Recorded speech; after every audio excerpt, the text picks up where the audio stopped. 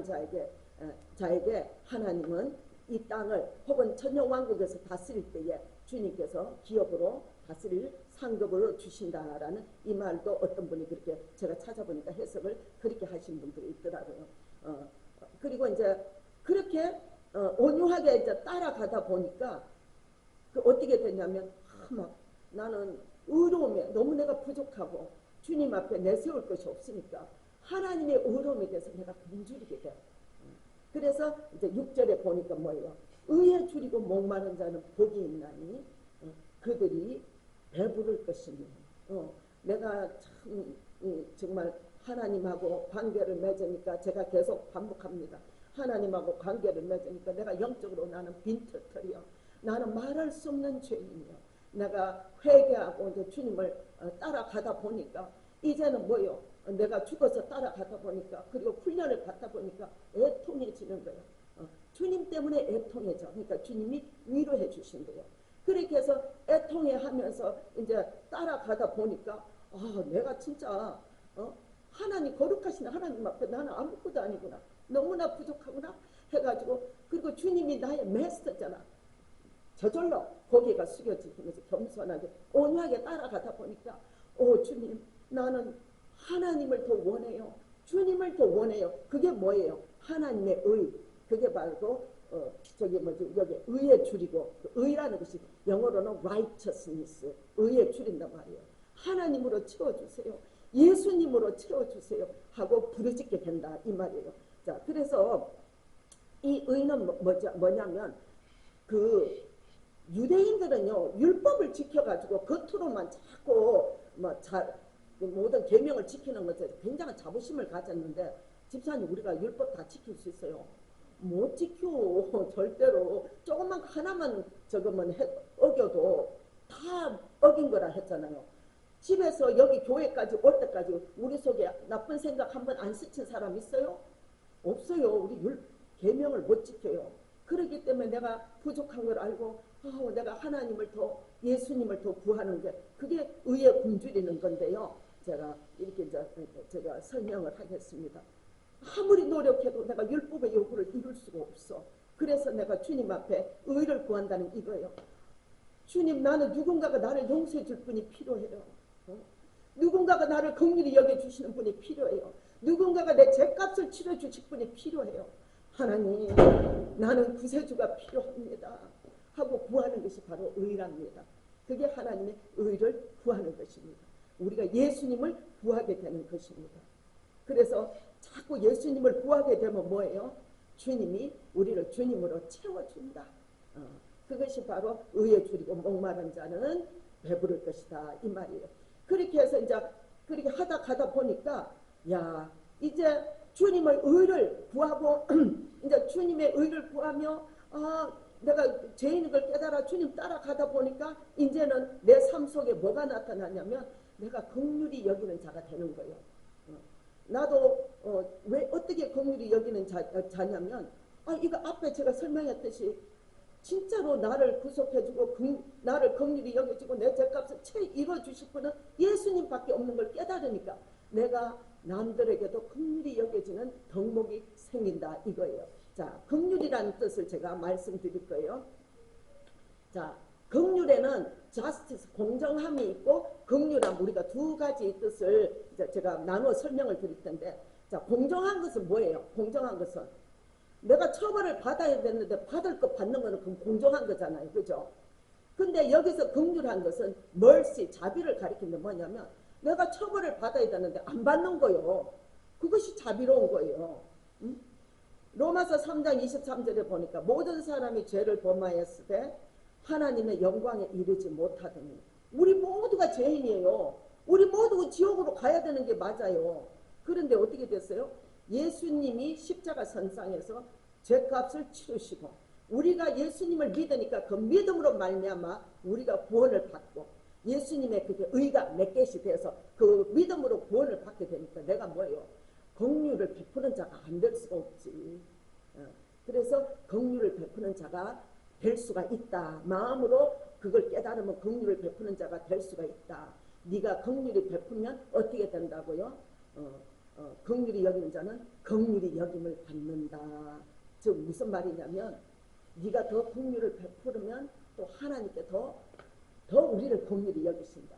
내가 다른 사람에게 더 긍휼히 대할수록 더 긍휼히 여김을 받는다. 이 말이 바로 긍휼히 여기는 자는 복이 있나니 저희가 긍휼히 여김을 받을 것이며 그렇게 이렇게 은혜를 나누시면 되겠습니다.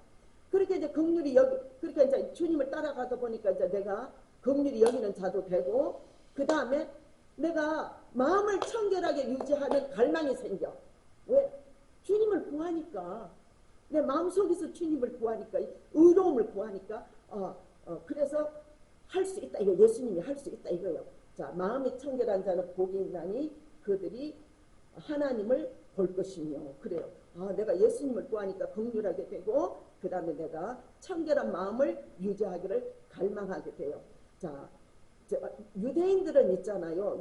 모세 율법에도 써있었지만 막 씻는 율례, 규례가 너무너무 많아. 몸을 씻되 물을 담가놓고 그 사막의 애신족이라고 그러죠.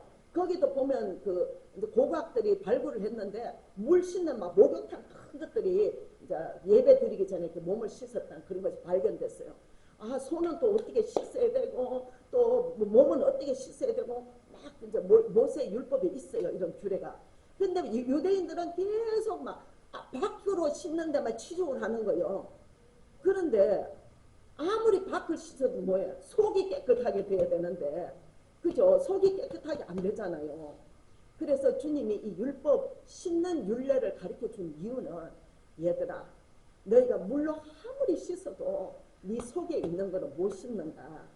그래서 네 속같이 씻어줄 구원자가 필요하다. 네 속같이 씻어줄 그런 깨끗하게 해줄 메시아 구세주가 필요하다. 즉 예수님이 필요한 것을 우리에게 깨우쳐 주기 위한 것이었어요.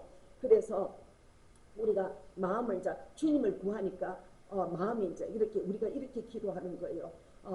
마음을 청결하게 하기 위해서 우리 이렇게 기도하죠. 주님 나의 죄를 용서해 주세요. 주님 내가 한 일 주님 다 아시잖아요. 다른 사람은 몰라도 다 알아요. 나의 마음을 씻어 주세요 하고 우리가 기도하게 되는 거예요. 그게 청결한 마음을 가지는 거예요. 그렇게 기도하게 되면 우리가 예수님을 믿는 믿음으로 말미암아 하나님이 우리를 깨끗하게 해주신다. 그것이 그렇게 깨끗하게 해주는데 이렇게요. 이것은 하나님이 우리에게 주시는 선물이에요. 선물. 우리가 뭐 어떻게 계속 겉으로 씻고 목욕하고 이렇게 해가지고 저기 마음이 청결하게 되는 게 아니고 믿음으로 말미암아 예수님으로 인해서 우리에게 주시는 하나님의 선물이에요. 자, 그렇게 청결하게 되면 고넬로처럼 하나님을 만나는 거예요. 우리가 사도행전 10장에 우리 고넬로 아시잖아요. 고넬로는 로마 군인인데 군대의 백부장으로 돈도 많고 명예도 있고 빵빵 잘 나가는 사람이었어요. 그런데 있잖아요. 이 고넬로가 어떻게 참 자기가 하나님 앞에 부족한 걸 깨달았어요. 그래서 하나님을 경외하는 자가 돼서 하나님을 존귀하게 따르며 그리고 그게 뭐냐면 그리고 이제 막 물질들을 나눠주잖아요. 막 구제했다는 말이 나오잖아. 고넬로가. 그게 구제하고 막 기도하니까 천사가 나타나는데 제가 이렇게 제가 제 말로 한번 써봤어요. 고넬로가 기도하며 하나님의 사랑을 나누며 기도한다는 것은 하나님을 경외하는 거예요. 하나님의 필요를 느끼는 거예요. 그리고 하나님의 사랑을 나누며 이거는 구제하는 거예요. 구제하고 경건하게 살려고 그 다음에 이제 막 깨끗하게 살려고 노력하니까 하나님이 천사를 보내서 만나 주셨잖아요. 그래서 우리도 우리가 계속해서 청결하게 하면 하나님이 우리에게 주어진 영원한 약속이 있는데 너희도 하나님을 본다. 지금도 여러분들 막 모슬렘 국가 이런 데서는요 예수님이 환상 중에 나타나시고 나타나셔서 만나줘서 예수 믿는 사람이 많아요. 어떤 분들은 이거를 하나님 나라에 가서만 가능하다고 하는데 아니에요. 예수님을 실제로 정말 만나는 분들 제가 간증도 들어보고 지금도 일어나고 있어요. 그런 것들이. 그래서 예수님을 만나게 돼요. 그리고 이제 베드로 사도가 막 그래요. 야, 그 유대인들은 이방인들은 부정해가지고 절대로 하나님께 은혜를 받을 자로 못 여겼어.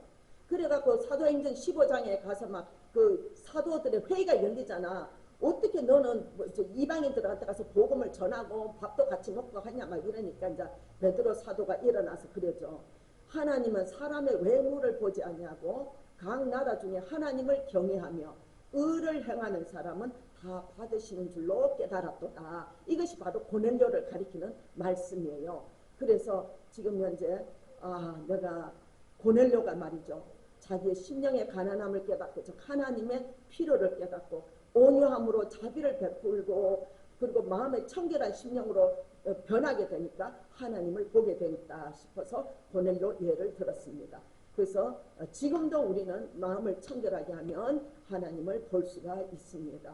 왜냐하면 요한일서 3장 2절에 이렇게 기록되어 있습니다. 사랑하는 자들아 우리가 지금은 하나님의 자녀라. 장래에 어떻게 될지는 아직 나타나지 아니하였으나 그가 나타나시면 우리가 그와 같을 줄을 아는 것은 그의 참 모습대로 그대로 볼 것이기 때문이다. 즉 천국에 가서도 주님을 보지만 지금 이 땅에서도 이렇게 팔복을 따라 예수님의 제자에 따라 삶을 살아가면 주님이 위로하시고 깨끗게 하시고 어렵게 하시고 청결하게 하셔서 하나님을 보게 한다라는 말씀으로 저는 그렇게 은혜를 받았습니다. 그렇게 하다 보니까 이제 또 내가 주님은 뭘 하냐면 그렇게 따라오되 너희는 화평을 추구하는 자가 되라. 보니까 9절에 그죠. 화평케 하는 자는 복이 있나니 그들이 하나님의 아들이라 일컬음을 받을 것이며. 자, 화평케 하면 너에게 주어지는 변하지 않는 약속이 있는데 너희들이 하나님의 아들과 딸이 된대. 자, 하나님의 아들과 딸이 되려면 예수님하고 관계를 안 맺으면 딸과 아들로 칭함을 받지를 못해요. 자, 그러면 화평케 하는 자는 뭐냐면 그냥 싸움을 안 하는 것이 화평케 하는 게 아닙니다. 물론 그것도 화평케 되지만은 자, 어떤 다른 사람들의 좋지 않은 관계가 있으면 그들 사이에 화평하도록 우리가 도와주고 그리고 또 우리 삶에 그것뿐만 아니라 우리가 좋은 것들이 있고 있으면 또 선한 것, 좋은 것들을 다른 사람들에게 나눠줘서 그 사람들을 세우는 거잖아요. 그 사람들을 피스풀하게 만드는 거잖아. 이게 그것도 화평케 하는 거예요. 그런 삶을 살아라. 그러면 너희가 내 자녀 하나님의 아들과 딸이 되는데 자 만약에 우리가 있잖아요. 화평케 한다 하게 하기 위해서 진실을 타협하면 안 돼. 진리를. 어떤 분들은 이 사람 기분을 그러니까 저 사람이 이제 둘이 싸웠어. 그게 기분이 나빠 앉아 있는데 저 사람 기분을 좋게 한다고 진실이 아닌 거 막 거짓으로 그 사람을 위로를 한다든지 다른 사람을 욕을 한다든지 막 이런 거는 그 진리하고 타협하는 거예요. 그거는 진정한 화평이 아니에요. 그런 식으로 하면 안 되고 어떤 상황이든지 간에 성령님이 우리에게 지혜를 주셔요. 그죠? 그 지혜를 가지고 주님을 기쁘시게 하는 자에게는 또 주님이 지혜를 주셔. 그 지혜를 가지고 각 상황에 맞게 우리가 평강을 나눠주는 자, 화평케 하는 자가 되라. 이 말씀입니다. 그래서 화평케 하는 자들은 하나님과의 부모와 아들, 딸과의 관계가 맺어지니 얼마나 이게 영원히 변하지 않는 약속이다. 그렇게 말씀하고 있는 것입니다. 그래서 주님께서도 자신을 들여 십자가로서 하나님과 사람을 화평케 하셨잖아요. 그래서 예수님을 본받아 우리가 화평케 하는 자가 돼야 되겠고 그렇게 나를 따라오라. 그러면 너희가 하나님의 자녀가 된다라고 예수님이 이렇게 말씀하고 계세요. 자, 여기까지 왔어. 자, 이제 제가 요약하면서 이제 8번째 복을 제가 시어할게요. 보세요. 심령이 가난하다는 거는 자, 주님과 관계를 맺고 내 심령이 정말 너무나 지금 텅 비어 있어. 그러니까 심령이 텅 비어 있고 죄인이고 주님 따라가는 것 때문에 애통해져. 그렇게 애통하다가 하다 보니까 하나님 앞에 나는 너무나 부족하고 거룩하신 하나님 앞에 참 작은 자야. 저절로 온유해 겸손함으로 주님을 따라가다 보니까 나를 구원해주고 나를 회복시켜주고 할 분은 나를 긍휼히 여겨줄 분은 오직 예수님밖에 없구나. 그래서 하나님의 의를 구하는 자가 된다 이거예요. 하나님의 의를 구하게 되니까 내 삶에 뭐가 됐냐면 겸손해서 남을 긍휼히 여기게 되고 그 다음에 마음을 하나님을 자꾸 구하니까 마음을 청결하게 노력하게 되고 이제 그렇게 또 하다 보니까 어떻게 되냐면은 화평케 하는 자, 피스를 자꾸 조성하는 자가 되고 그래야 하나님의 아들과 딸이 되니까 그렇게 살다 보니까요 세상 사람들이 우리를 딱 보니까 우리가 자기네들하고 다르네. 뭐야 저거는 저거 뭐 잘났다고 저렇게 살아. 핍박이 온다 이게 그때부터 모욕도 오고 조롱하고 핍박이 온다는 거예요. 유대인들이 유별나게 살아서 핍박을 받았잖아요. 그 마찬가지로 우리도 오늘 크리스천들이 세상에 있지만 세상과 안 섞여. 저거하고 뭔가가 다르게 우리가 살아. 그러니까 아니 정말 저거 뭐야 하면서 막 이제 조롱도 하고 이렇게 실실 우리를 갖다가 자꾸 이제 힘들게 있잖아요. 이렇게 핍박하기 시작한답니다. 그럴 때 10절에 그렇게 했네요. 의를 위하여 박해를 받는 자는 복이 있나니 천국이 저희될 것이다. 너희들이 그렇게 박해를 받는 것은 너는 틀림없이 내 제자다. 틀림없이 천국에 들어온다. 그게 너에게 주어지는 영원한 약속이다. 그리고 이렇게 말하네요. 10절에 나로 말미암아 너희를 욕하고 박해하고 거짓으로 너희를 거슬러 모든 악한 말을 할 때 너희에게 복이 있나니 기뻐하고 즐거워하라. 하늘에서 너의